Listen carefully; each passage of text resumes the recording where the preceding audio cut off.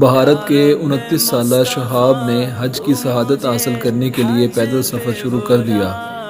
شہاب حج کی شہادت حاصل کرنے کے لیے رواں ماہ 2 جون کو کیرالہ سے پیدل نکلا۔ اہل خانہ، دوستوں، رشتہ داروں اور مقامی افراد نے باہمت نوجوان کو بھرپور انداز میں الوداع کہا۔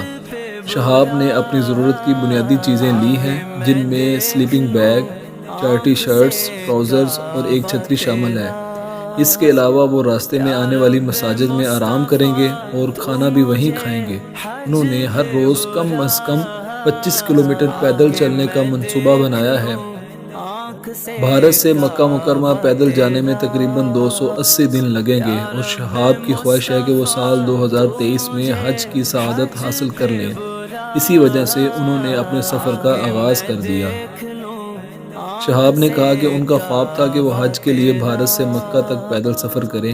وہ صحت مند ہیں اور دن میں کم از کم 25 کلومیٹر پیدل چلنے کے قابل ہیں، لہٰذا انہوں نے اپنے سفر کا آغاز کر دیا ہے۔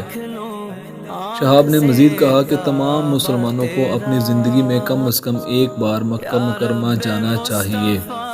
اللہ تعالی ہم کو بھی اپنے گھر کی اور اپنے حبیب کے گھر کی زیارت نصیب فرمائے، آمین۔